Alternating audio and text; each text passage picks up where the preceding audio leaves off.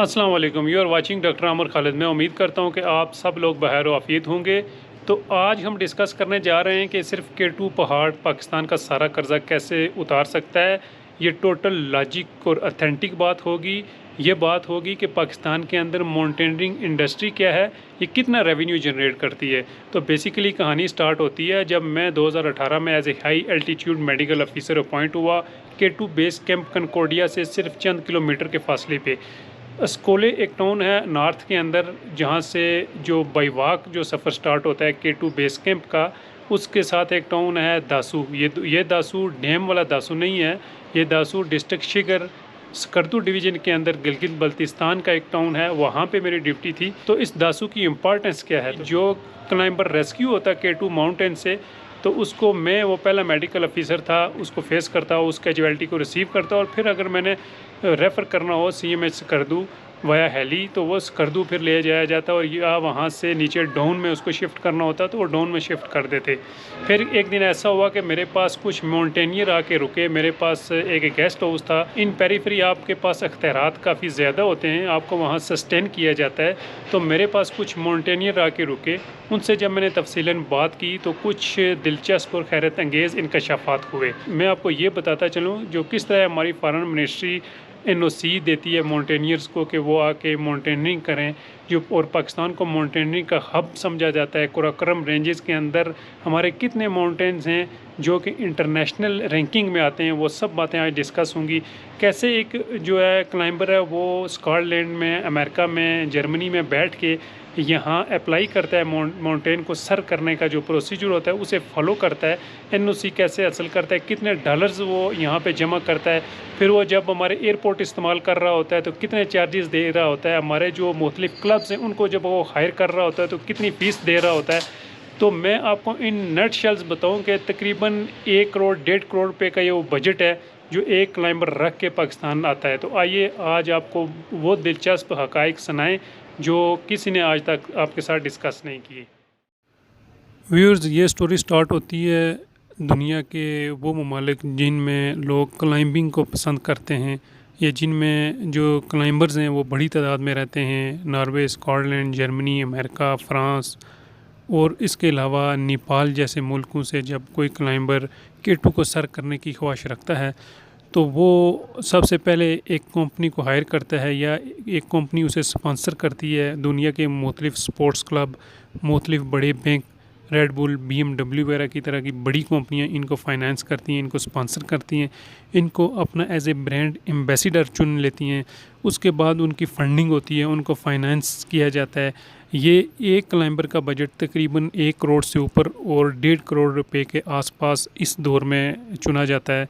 और फिर उसके बाद जो क्लाइंबर है या उसकी जो टीम है वो उस प्रोसेस का आगाज़ करती है। जो हमारी फॉरेन मिनिस्ट्री है, जो हमारी टूरिज़म मिनिस्ट्री है, उनके पास उनकी सारी डॉक्यूमेंटेशन आती है उस कंपनी की, उस क्लब की, उस क्लाइंबर की। 3 to 4 मंथ उसे लगते हैं वेरिफिकेशन होने में, क्योंकि ये एक फ़ॉरेन नेशनल्स हैं और ये foreign nationals 3 to 4 month up to अगर ज़्यादा स्टे करना हो फॉर K2 क्लाइंबिंग तो ये पाकिस्तान में करते हैं, क्योंकि मौसम भी K2 की क्लाइंबिंग के लिए एक बहुत बड़ा चैलेंज समझा जाता है। तो बाज़ औक़ात उन्हें 2-2 3-3 महीने बेस कैंप में बैठना पड़ता है। तो उनकी सारी वेरिफिकेशन होती है बिकॉज़ ऑफ दिस कि वो ड्यूरिंग ट्रैवलिंग मुख्तलिफ कैंट्स में से गुज़रते हैं, मुख्तलिफ हमारे डिस्प्यूटेड टेरिटरीज़ में से गुज़रते हैं। सो उनकी जो वेरिफिकेशन है वो बड़े जानदार तरीके से होती है। और फिर मैं आपको ये यहाँ पे कोट करता चलूँ कि जो K2 सर करने की फ़ीस है for international climbers, for non locals, for non Pakistani climbers, वो तकरीबन इस वक्त जो मिनिस्ट्री को जमा की जाती है वो 15 से 20 लाख पाकिस्तानी बनते हैं, वो डॉलर्स में पे करते हैं। सिर्फ ये फ़ीस उनको पे की जाती है जो क्लाइंबर K2 सर करने की ख्वाहिश रखता है K2 सर करने से पहले। उसके बाद जो उसके अखराजात होते हैं वो अलग हैं, वो हम आपसे डिस्कस करते हैं। लेकिन मैं ये भी बताता चलूँ कि पाकिस्तानी जो नेशनल हैं जब वो K2 सर करते हैं तो उनको कोई ऐसी फ़ीस नहीं देनी पड़ती, उनको कोई ऐसा एक्स्ट्रा चार्जेस नहीं देने पड़ते। इसके बाद ये जब वेरिफिकेशन का प्रोसेस मुकम्मल हो जाता है तो क्लाइंबर एक क्लब हायर करता है। पाकिस्तान के अंदर मुख्तलिफ क्लब बने हुए हैं, उनमें अल्फ़ा क्लब है, अल्पाइन क्लब है, मुख्तलिफ जो ट्रैकिंग के क्लब्स हैं जो हाई अल्टीट्यूड ट्रैकिंग करवाते हैं और मुख्तलिफ माउंटेनियर्स को मुख्तलिफ पीक्स सर करवाते हैं। इन क्लब की जो फ़ीस है वो तकरीबन 40-50 लाख 60-70 लाख इस तरह वेरिएट करती है। जो क्लाइंबर है या जो टीम है उस टीम की स्टे की निस्बत से, उस टीम की जो लग्जरी लाइफस्टाइल की निस्बत से वो सारी चीज़ें वो पाकिस्तान में अरेंज करते हैं। उसके बाद जब ये चीज़ें अरेंज होना शुरू हो जाती हैं तो क्लाइंबर वहाँ से मूव करता है और वाया एयर वो इस्लामाबाद इंटरनेशनल एयरपोर्ट पे लैंड करता है। आगे वो क्लब जिनके साथ उसका माहिदा हुआ होता है वो रेडी हो जाते हैं, वो उसे रिसीव करते हैं। तो ये एक क्लाइंबर नहीं होता, ये आप जहन में रखें। बहुत शाज़ व नाज़र वाली बात है को एक क्लाइंबर आ जाए, वो मुख्तलिफ ग्रुप्स होते हैं। जिस तरह हमारे क्लब बने इस तरह इंटरनेशनल लेवल पे भी बहुत ज़्यादा क्लब बने हैं। दी समिट क्लब है, दी ट्रैकर्स हैं, बहुत बड़े बड़े इंटरनेशनल लेवल के क्लब्स हैं। वो क्लब्स सारी फ़ीसें वहाँ पे लेके मकामी क्लब्स को आगे हायर कर लेते हैं ताकि उनकी जो है आसानी हो जाए, उनके लिए कोई दुश्वार मसला ना पेश आ जाए। उसके बाद जब वो इस्लामाबाद एयरपोर्ट पे लैंड करते हैं उन्हें वहाँ पे होटल में स्टे करवाया जाता है। फिर उसके बाद वो दूसरी फ़्लाइट पकड़ के स्कर्दू इंटरनेशनल एयरपोर्ट पे लैंड करते हैं। स्कर्दू इंटरनेशनल एयरपोर्ट पे लैंड करने के बाद वो फ़ौरन से K2 की तरफ नहीं जाते, वो 1-2 दिन स्कर्दू सिटी में रेस्ट करते हैं। उसके बाद 4 व्हील जीप जो है वो हायर की जाती हैं। वो वहाँ से उन्हें तकरीबन 1 दिन की मुसाफत पे बाई रोड अस्कोले लेके जाती हैं। अस्कोले जो है वो एक बेस कैंप के तौर पर चुना जाता है जहाँ से K2 की जो हाइकिंग है, जो ट्रैकिंग है, जो उसके लिए उसके बेस कैंप तक पहुँचने के लिए रास्ता इस्तेमाल किया जाता है। वहाँ पे पोर्टर्स हायर किए जाते हैं।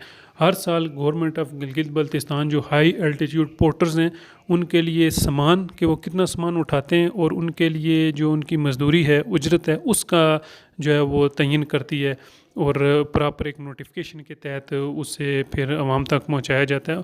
फिर ये पोर्टर 1, 2 या 4 हायर नहीं होते हैं। आपने पिक्चर्स में देखा होगा कि एक लाइन की सूरत में ये जा रहे हैं, एक झुंड की सूरत में ये जा रहे हैं। तो ये बेशुमार कसीर तादाद में जो पोर्टर्स हैं वो हायर होते हैं। पोर्टर्स क्यों हायर होते हैं? पोर्टर्स बेशुमार ऐसी चीज़ें लेके जाते हैं जो कि बेस कैंप में क्लाइंबर्स को सस्टेन रखने के लिए 1-2 माह के लिए इस्तेमाल की जाती है। उसमें राशन होता है, उसमें कुक्ड फूड्स होती हैं, केन फूड्स होते हैं, जूसेस होते हैं, हाई प्रोटीन डाइट्स होती हैं, इस तरह की बेशुमार चीज़ें होती हैं। और उसके साथ मोस्ट इम्पॉर्टेंटली जो मुख्तलिफ हीटिंग डिवाइसेस होती हैं जो क्लाइंबर बाहर से लेके आते हैं और वो बड़ी इंटरनेशनल किस्म की डिवाइसेस होती हैं, वो यहाँ सिर्फ पाकिस्तान आर्मी के ही पास दस्तयाब होती हैं। वो डिवाइसेस लेके जाते हैं, सिलेंडर लेके जाते हैं, LPG गैस साथ लेके जाते हैं, केरोसिन ऑयल के चूल्हे साथ लेके जाते हैं और उनके ड्रेस वगैरह उनकी ज़ाती इस्तेमाल की बेशुमार चीज़ें लेके जाते हैं ताकि वहाँ पे जो 1-2 माह उन्हें सस्टेन किया जाए। इसके अलावा मुख्तलिफ गैजेट्स होते हैं, कैमराज वगैरह, मौसमी हालात को देखने के लिए कुछ आले होते हैं, GPS ट्रैकर होते हैं, कैमरा मेंस होते हैं। तो ये एक पूरा स्क्वाड होता है जो एक क्लाइंबर को मेंटेन रखता है। तो आप ये जहन में रख लें कि क्लाइंबर का काम यही है, बस एक बैकपैक और स्टिक लगा के चलना। बाकी जितने लवाजमात होते हैं वो उसकी टीम सारे वहाँ पे संभालती है। ये जो टीम मेंबर होते हैं ये भी ठीक ठाक अर्निंग करते हैं, मिनिमम 50,000 से लाख के दरमियान ये सीज़न लगा लेते हैं। इसके अलावा जिस क्लब के थ्रू उनकी हायरिंग होती है वो उन्हें खाना भी प्रोवाइड करता है, TADA भी प्रोवाइड करता है।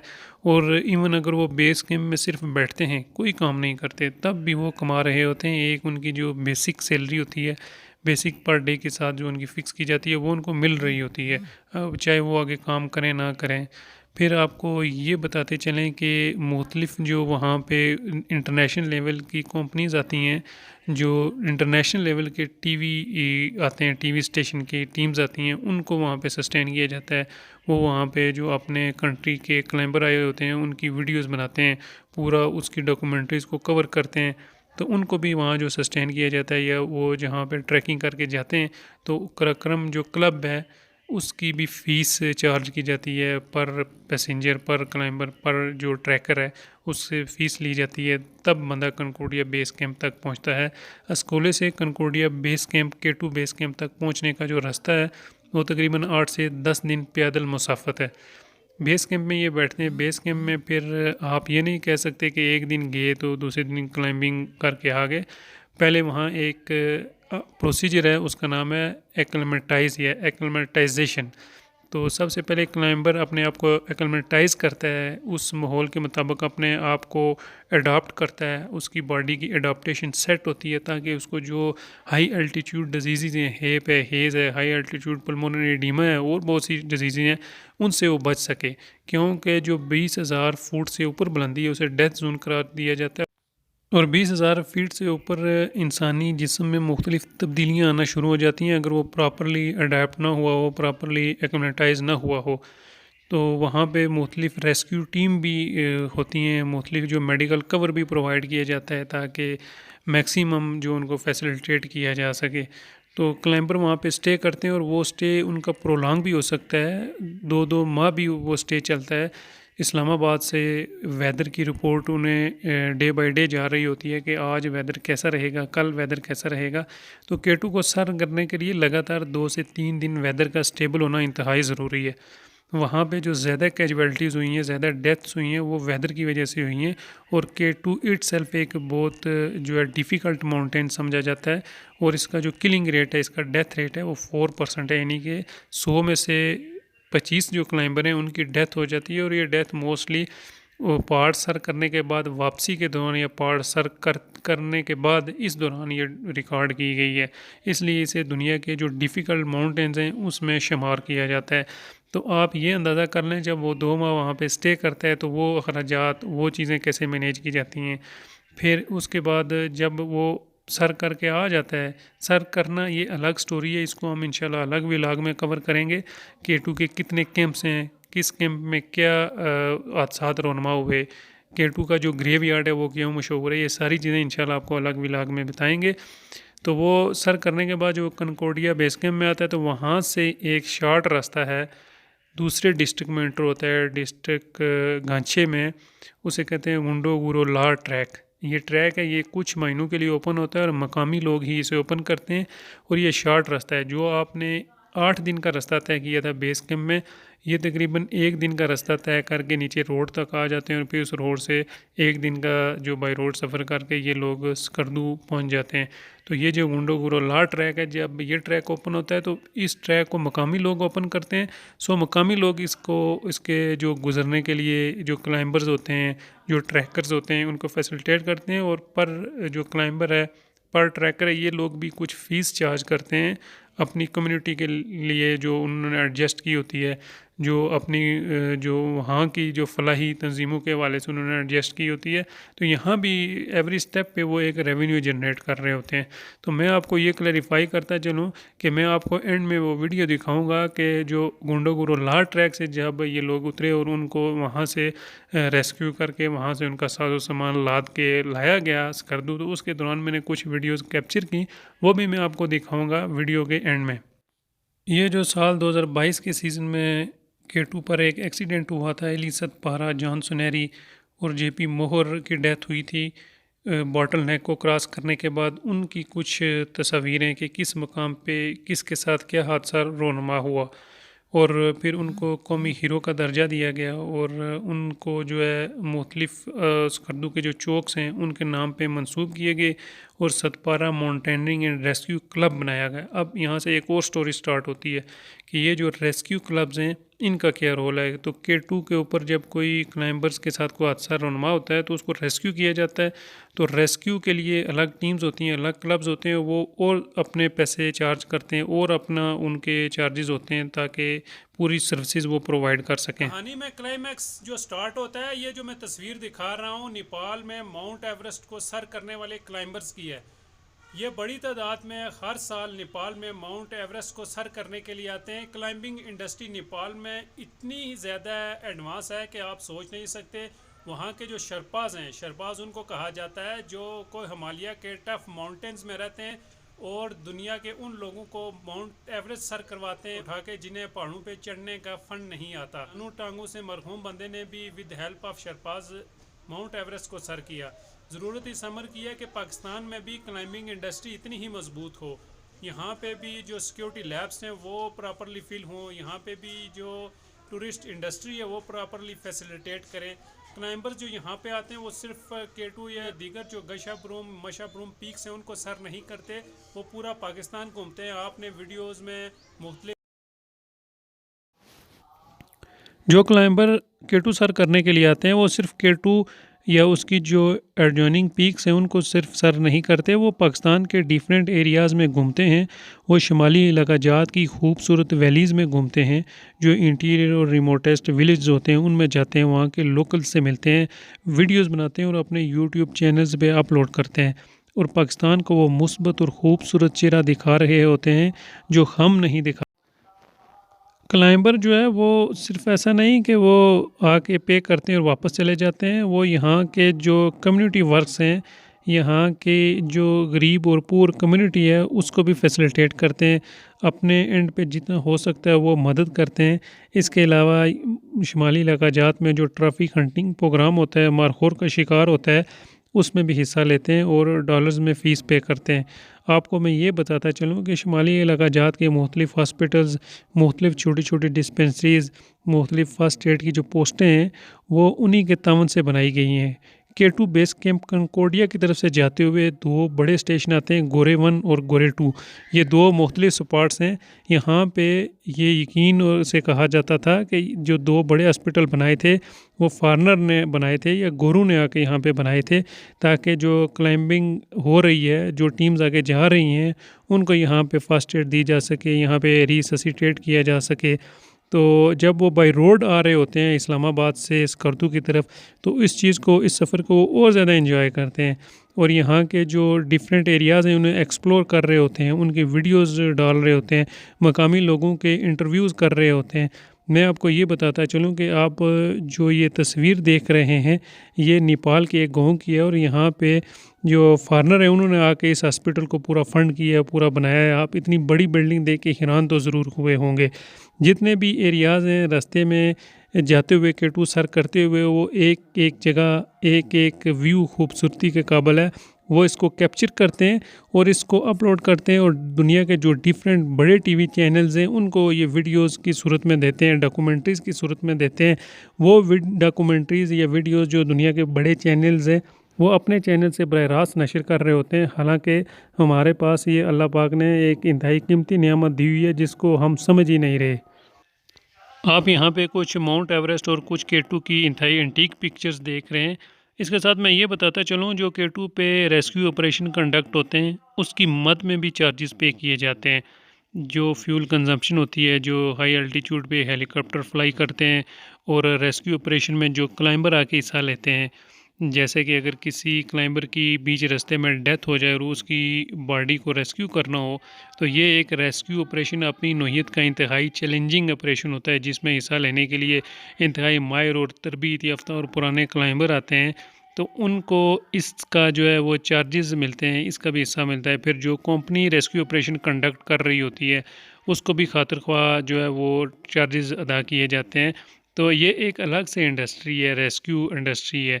इसके अलावा जो पोर्टर्स वहाँ पे लोकल लोग रह रहे होते हैं वो भी इन रेस्क्यू ऑपरेशंस में हिस्सा लेते हैं और अपने आप को जो है वो साबित करते हैं कि हम भी इन पहाड़ों के ऊपर चढ़ने का फ़न जानते हैं।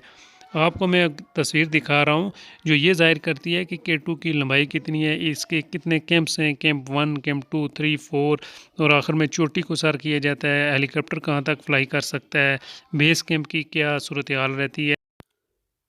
इस तस्वीर में वॉल पे 3 मशहूर क्लाइंबर्स की पिक्चर्स हैं जिन्होंने अपनी जान इस पहाड़ के नाम कर दी और अभी भी इस पहाड़ की आगोश में दफन हैं।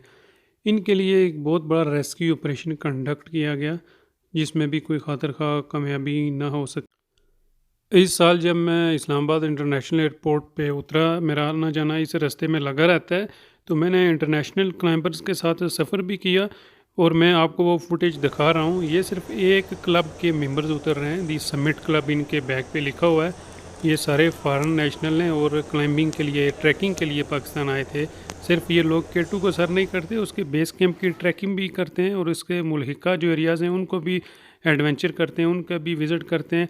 ये जो जीप्स में मुख्तलिफ़ अफराद सवार हैं, ये उन जो क्लाइंबर्स हैं उनके हाई एल्टीट्यूड पोर्टर्स हैं। आप इनकी तादाद देखें, ये 2 बड़ी गाड़ियाँ हैं। जब मैं इधर नीचे बाज़ार में गया मैंने कैप्चर किया इन्हें। ये अब गुंडोगुरो ला ट्रैक के ज़रिए यहाँ पे आए हैं, यानी कि K2 सर करने के बाद जो दूसरा हिस्सा है, जो दूसरा रास्ता है, उसको क्रॉस करने के बाद जब क्लाइंबर नीचे खुशी वैली में उतरे हैं तो ये गाड़ियाँ आगे खड़ी थी। तो उसके बाद ये जितने भी पोर्टर्स हैं इन गाड़ियों में सवार हुए और इन्होंने स्कर्दू की तरफ अपना सफ़र का आगाज़ कर दिया। इन गाड़ियों में उन तमाम क्लाइंबर्स के बैग पैक्स वगैरह, सामान वगैरह, उनका जितना भी लॉजिस्टिक्स है वो सारा इसमें पड़ा हुआ है। फिर ये लोग अब इन गाड़ियों में सवार होकर स्कर्दू जाएंगे और फिर स्कर्दू में फिर ये लोग अपना स्टे करेंगे और वहाँ से फर्दर ये अपना प्रोग्राम मरतब करके फिर जो क्लाइंबर हैं वो उन्होंने अपने जो नेटिव कंट्रीज़ हैं उन्होंने में जाना होगा, तो वहाँ से उनको ये लोग सी ऑफ करेंगे। सर दस्त मैं अपनी डॉक्यूमेंट्री का जो है वो इख्तिताम ही करूँगा, लेकिन जो इख्तिताम है वो एक हीरो के नाम पे करूँगा। इस हीरो को आप देखें, ये वो हीरो है जो इन क्लाइंबिंग एक्सपीडिशन को मुमकिन बनाता है और as a high altitude porter काम करता है। इसके नाम पे एक नज़म है, मैं आपको वो सुनाता हूँ। मैंने पहली बार तुम्हें हिस्पर पास की गहरी क्रेवेसिस को 100 रुपये की रबड़ से बनी चप्पलों में पार करते देखा था, जिनको तुमने टार्ट की तह से ढांप रखा था। मैंने तुम्हें दूसरी बार 30 किलो के वज़न को महज 2 पश्म की रस्सियों में बांधे एक 2 हैकल ग्लेशियर को चीरते देखा था। फिर मैंने तुम्हें एक ग्लेशियर के बीच बने कैंप के किचन में सुबह की चाय बनाते देखा, जब मैं नींद से थक के उठ चुका था। एक बार मैंने तुम्हें अपने टेंट के पीछे चट्टानों की ओट में लिपटे तारों की जुलमुल में गिनती की मीठी नींद सोते देखा, और जब मैं अपने घर इंग्लैंड पहुंच चुका तब भी मुझे यकीन था कि तुम अब भी किसी पहाड़ की ज़ीनता में रास्ते तलाश कर रहे होगे, बर्फीली दरारों पर पुल बांध रहे होगे। बस इतना कहना चाहूँगा मेरे दोस्त, तुम किसी और दुनिया के हो, तुम हीरो हो, तुम पहाड़ जैसे पोर्टर हो, तुम हीरो हो।